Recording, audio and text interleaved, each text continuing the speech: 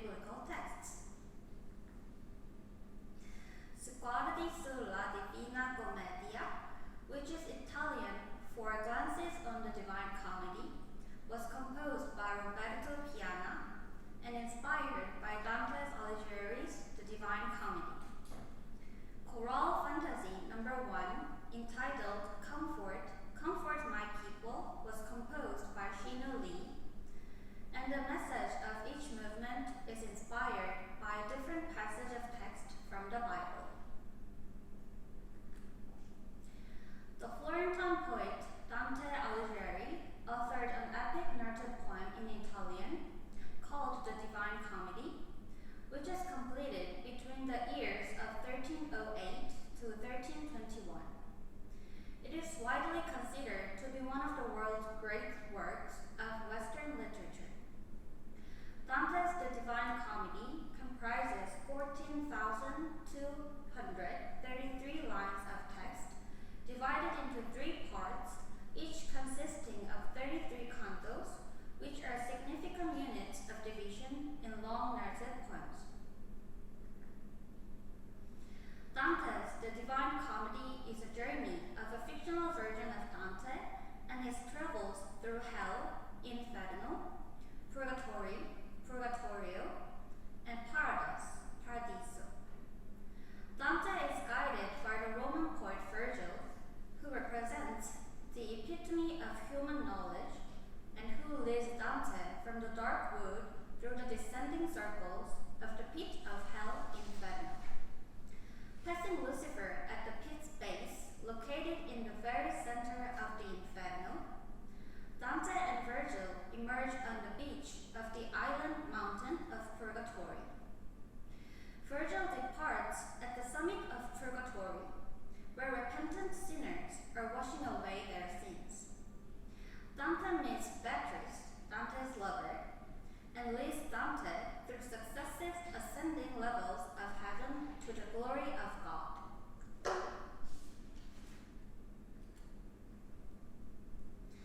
The Divine Comedy's significance goes beyond its literary value. It was also an essential linguistic achievement, which helped to establish Tuscan as the standardized Italian language. As the inspiration for countless artists spanning nearly 7 centuries, Dante's work has been referenced in literature, music, paintings, cinema, and even video games. Franz Liszt composed a large work for solo piano based on The Divine Comedy, entitled Après une lecture de Dante, Fantasia Quasi Sonata, also known as the Dante Sonata. Furthermore, Liszt composed an orchestral work inspired by Dante's The Divine Comedy, which is called Dante's Symphony. Giovanni Pacini, probably best known for his operas, composed a work entitled Sinfonia Dante.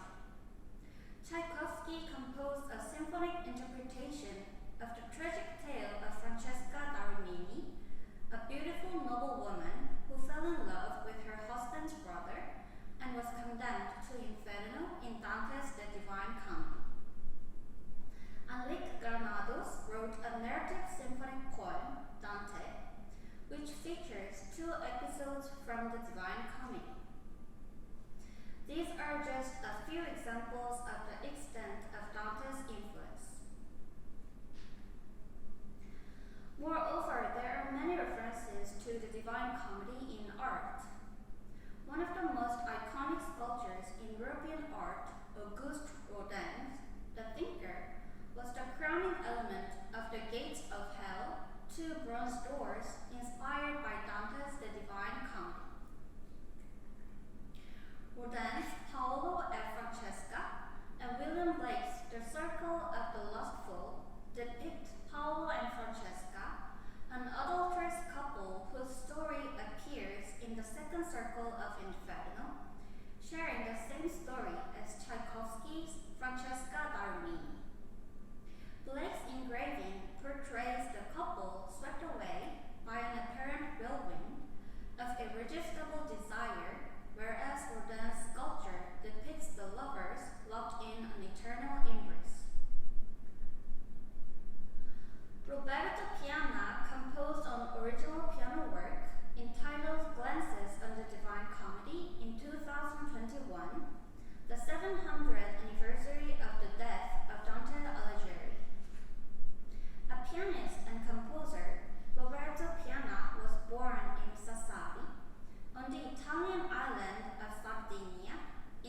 1971. Piana is the composer of various works for piano, voice, symphony, and chamber music, and he is published by Bourbon and Editoriale Documenta. Antonio Bonfabaldi, an Italian-American pianist and currently professor of piano at the Cleveland Institute of Music, as well as winner of the Cleveland International Piano Competition, commissioned this work from Roberto Piana. Bonfabaldi and Piana have been working on various projects for many years. Roberto Piana at first hesitated to accept his commission because he had never dared to approach a literary monument like the Divine Comedy. However, he finally accepted Bonfabaldi's commission and concentrated on its composition between November 2020 and January 2021. Glances on the Divine Comedy is a set of 25 pieces, each portraying a character or a place from the epic poem by Dante Alighieri. The 25 pieces are divided into 3 parts. Inferno encompasses 9 pieces, which follow the 9 circles of Inferno in the Divine Comedy. Purgatorio contains 7 pieces, following the 7 terraces of the mountain, and Paradiso is comprised of 9 pieces, following the 9 spheres of heaven, which are the moon, Mercury, Venus, the sun, Mars, Jupiter, Saturn, the fixed stars, and the primum mobile. Today, I will focus on the first part, Inferno. Inferno consists of 9 circles, each with its iniquities, such as lust, gluttony, greed, anger, violence, fraud, and so on. Different chastisements from each circle of Inferno punish sinners from each of hell's circles. Piana chose each character from Inferno, part 1 of the Divine Comedy, and depicts these characters in each movement, as shown on this slide. Today, I will focus on number 1, Mose, number 2, Cleopatra, number 3, Cerbero, number 8, Penelope, and number 9, Lucifer. Inferno opens with a piece entitled Mose. Mose was in limbo, the first circle of Inferno, because he lived before Christ and was rescued from the first circle of Inferno by Christ himself, along with the other patriarchs of the Old Testament who believed that the Messiah would come. The first piece, Mose, gives way to the depiction of hell, announced by an explosion of ferocious scourge, mostly built from tritone intervals.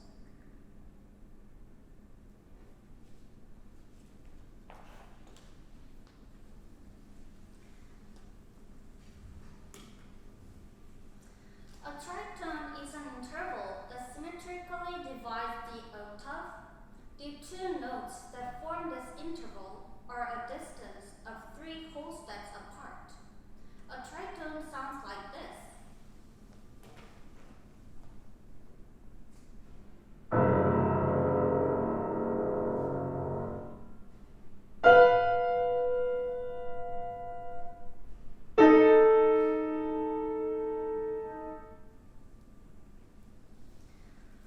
This augmented fourth or diminished fifth is known as the devil's interval. In the Renaissance, all music had a singular official purpose: to be beautiful and to express the majesty of God.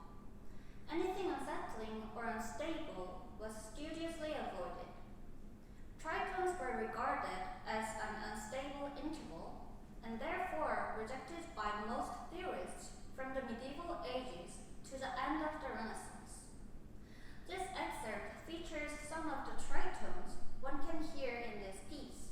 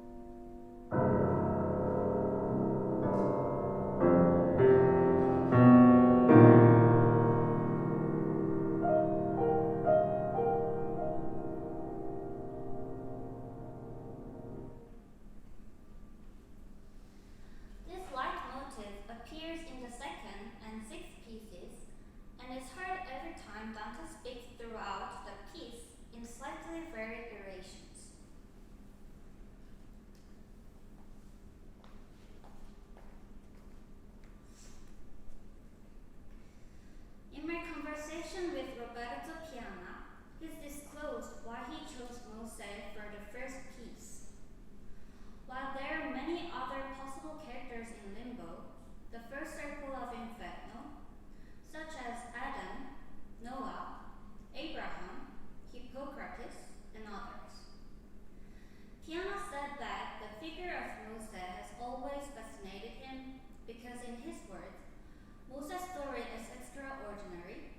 Some scholars of the Hebrew language maintain that the name Mose derives from the verb to save, precisely as he was saved by the waters of the Nile when his mother was forced to abandon him inside a basket.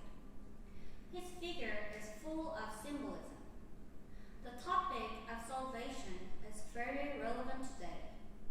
We live in a very delicate historical period in which too often we talk about war. Today, it is necessary to save ourselves from these destructive scenarios.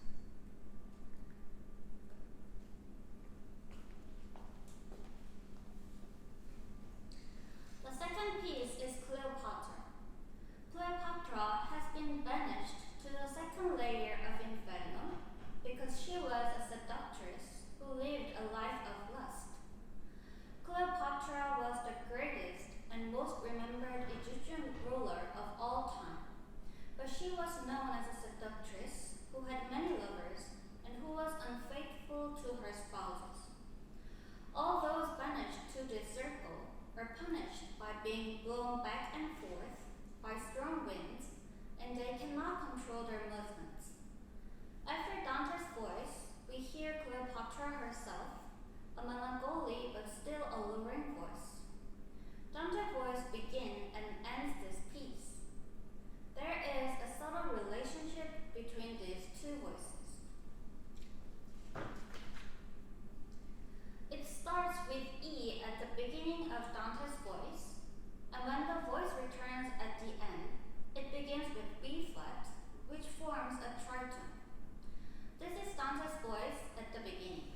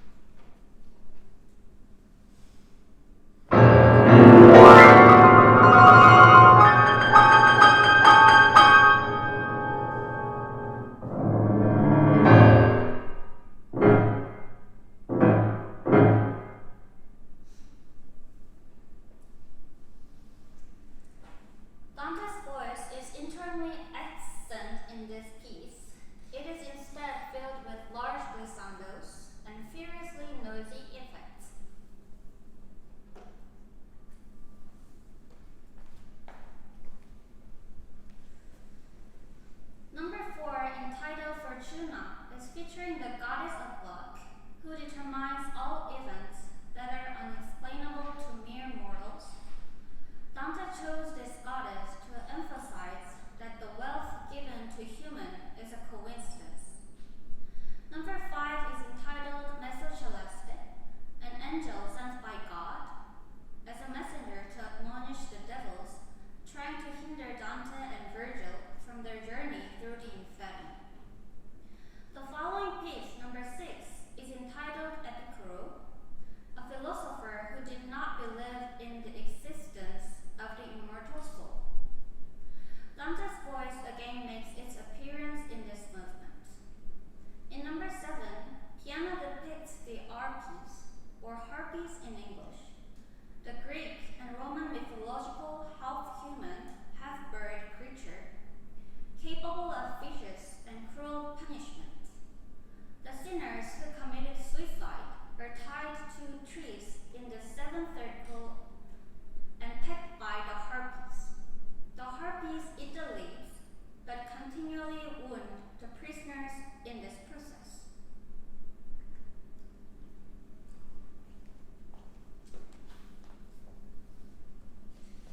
The following piece features Penelope, who is mentioned in the Divine Comedy by her husband Ulysses.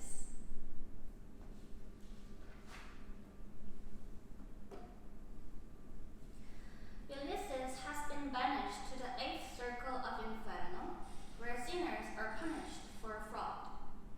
This Inferno is divided into 10 volga, which means ditches or trenches, and Ulysses is in the 8th volga. In her husband's absence, Penelope famously devised tricks to delay her suitors to avoid remarrying. She pretends to weave a burial shroud for her father-in-law, weaving by day but undoing her work by night. This piece seems to portray Penelope in her endless spinning and weaving, staying faithful to her absent husband. A 4-note ascending pattern appears repeatedly, evoking the sound of spinning and weaving.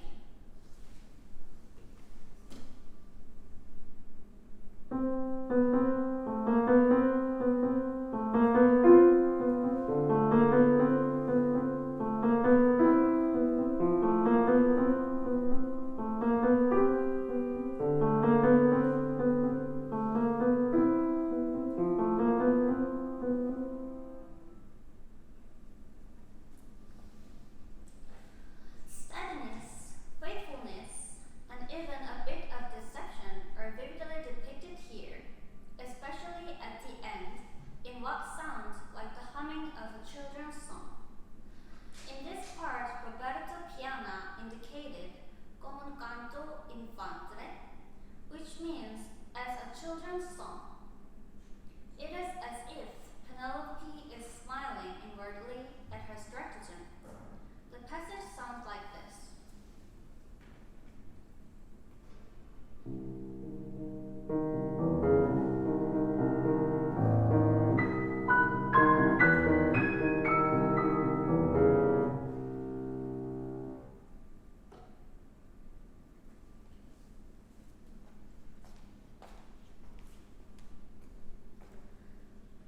The last piece of Inferno is Lucifero, which means Lucifer in English. Lucifer at one time the most beautiful of the angels. However, he betrayed God, was expelled from heaven, and thrown with immense force down to the center of the earth.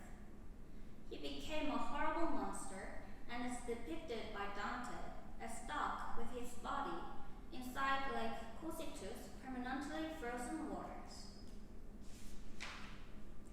Piana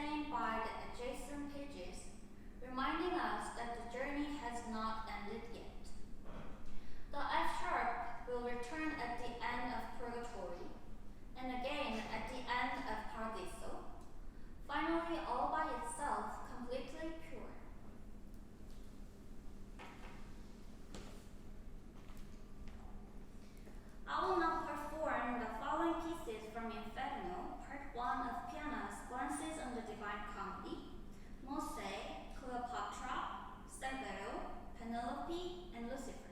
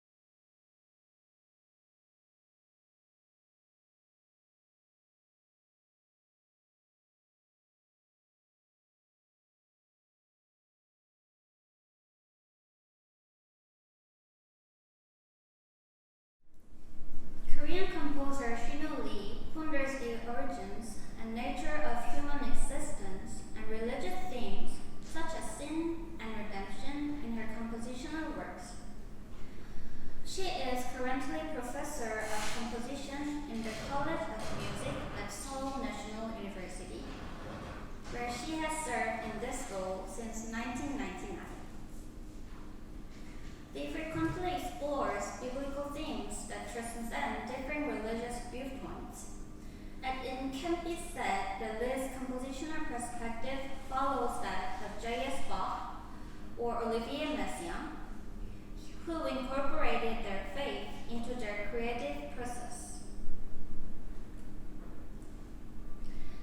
In 2007, Shinuh began her series of chorale fantasies, which to date comprises 5 different works for piano and continues to expand.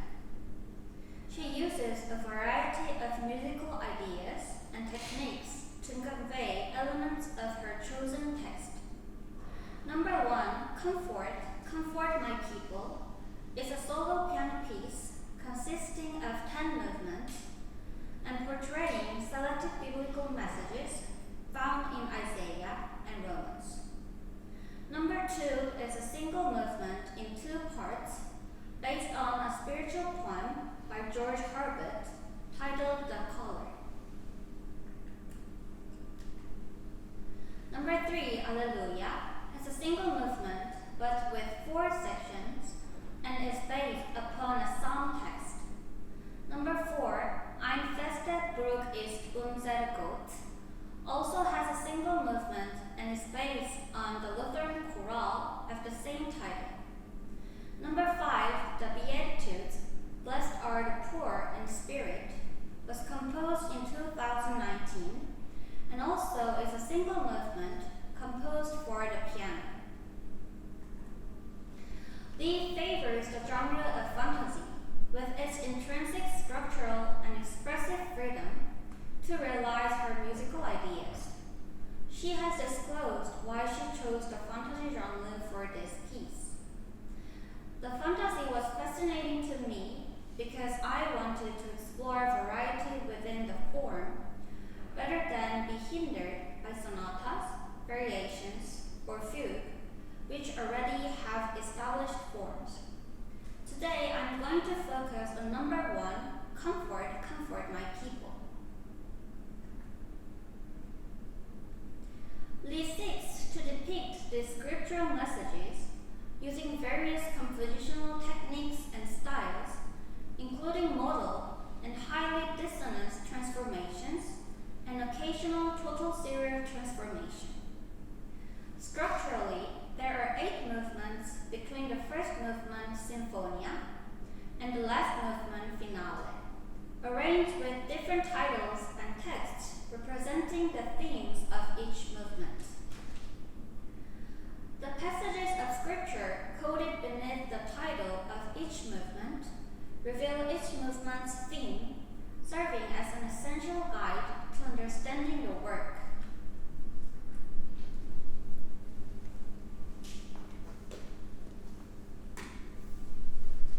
Sinfonia expresses the message of the prophet Isaiah chapter 61, verse 1 and 2, regarding human sin and salvation. It opens with a melodic theme set in a chorale-like texture, which unifies not only the Sinfonia, but also the entire chorale fantasy number 1. This is the melodic theme of the chorale.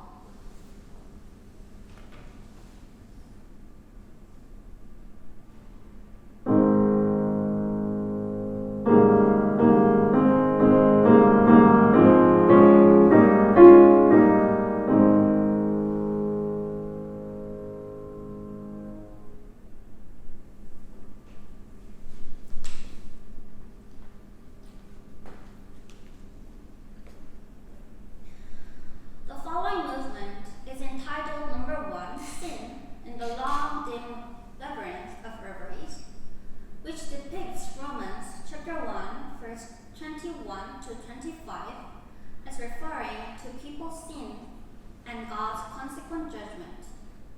Dante's The Divine Comedy starts with this canto. Midway upon the journey of our life, I found myself within a dark forest, for the straightforward pathway had been lost. Interestingly, the title of Lee's first movement, the long, dim labyrinth of reveries, shared the same idea as Dante's first canto. In the Middle Ages,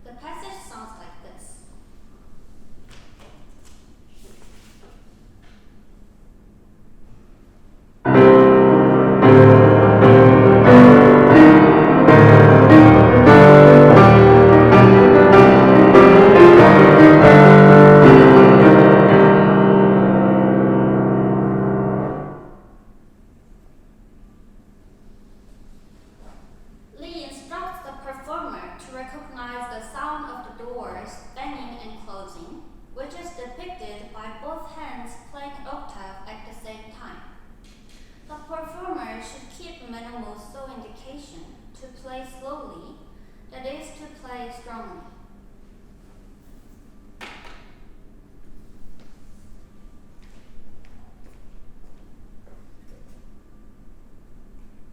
This movement starts in F minor, indicated by risoluto, which means firmly and decisively. It makes use of strong dynamics and large chords in the low register, evoking the darkness and seriousness of a dark forest. Between the darkness, there are parts indicating molto rubato erotico, which make reference to sexual scenes in the biblical text. This part has a slighter, more romantically conceived texture than the opening, and also reminds one of Chopin's lyrical right hand and harmonic left hand accompaniment.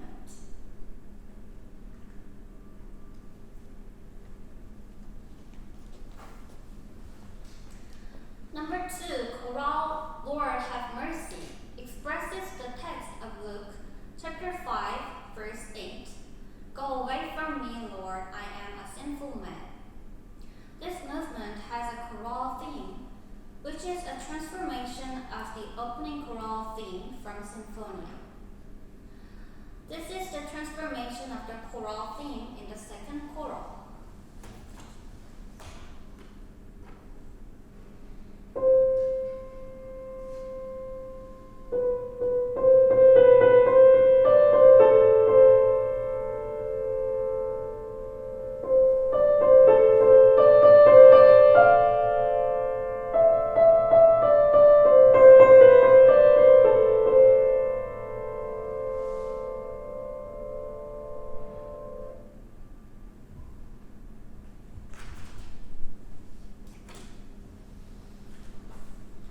Number 3, Sin, building up the finest armor around a man, is based on Romans chapter 1, verse 26 to 31, describing human sins in detailed ways, especially about sexual perversion, and one can detect serial techniques in this movement.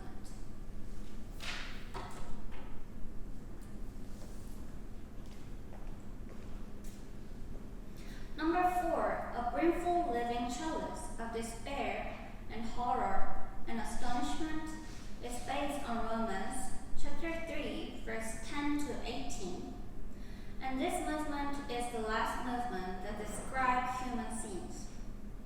This movement juxtaposes unrelated episodic parts horizontally in polystylism, describing human sins, and conversely the judgment of God and the fear of God. Number 5, Chorale, Lord have mercy, is based on Isaiah chapter 6, verse 5, describing the fear faced by God's judgment, and eventually destruction by the judgment of accumulated sins. Number 6, the cross of Christ, was inspired by John chapter 1, verse 29, and this movement is a slow and heavy movement that expresses Jesus taking the cross by redemption for human sins. The following movement, number 7, Chorale, Christ have mercy, is the movement that praises and appreciates the resurrection of Jesus, who was crucified on behalf of human sins, based on Isaiah chapter 40, verse 1, 2, 5, and 9. It sings the resurrection beyond sin, based on Bach's choral, Christ lag in Todesbanden, BW 4, which means Christ lay in the grave. The text of Bach's chorale proceeds with Christ lay in the grave, resurrection of Jesus, praise for salvation, Alleluia, and has a narrative structure that gradually moves from darkness to light. This is Bach's choral, Christ lag in Todesbanden.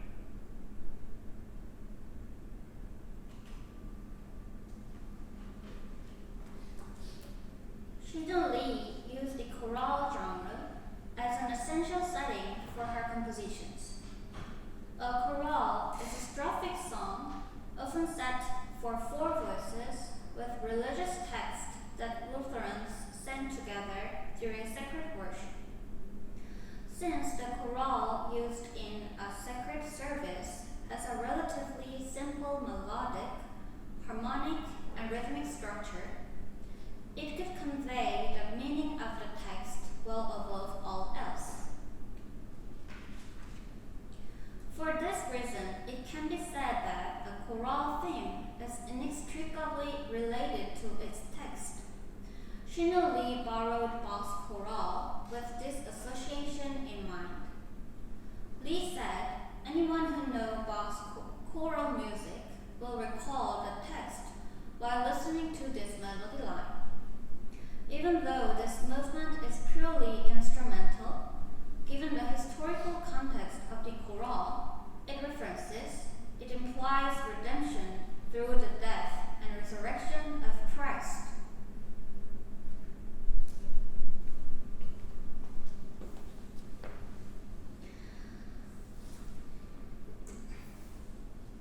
This movement opens with Bach's chorale theme marked pianissimo and lacrimose, which means weeping and tearful. It begins with a single soprano voice, starting with emptiness, then adding a tenor voice after 4 measures. This is the lacrimoso theme.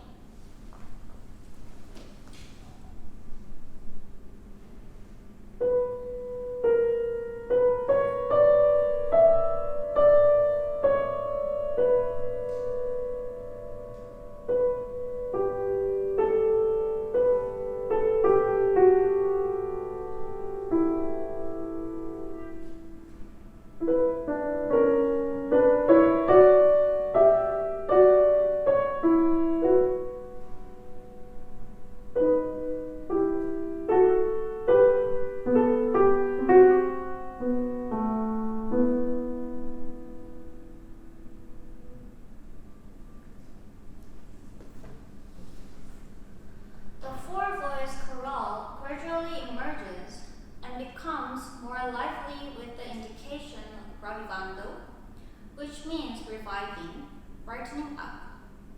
The harmonic texture becomes thicker and thicker, and the registral range widens in both directions, ending dramatically. This is an expression of the final part of the text, which sings Alleluia in praise of the resurrection.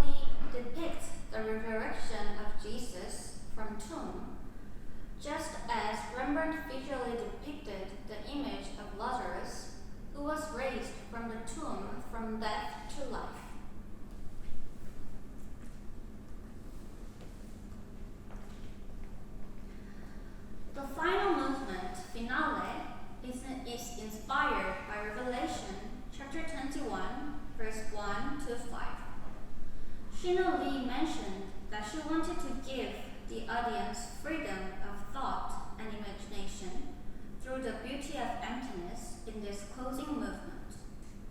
Lee left only the main notes and emptied many sounds at the end of this movement. In this emptiness, the listener can recollect the entire journey through this contemplative and uncluttered soundscape. The finale repeats Sinfonia's chorale theme in minor seconds. Sinfonia's chorale theme starts in A flat and C. In this last movement, the theme starts in A natural and C sharp.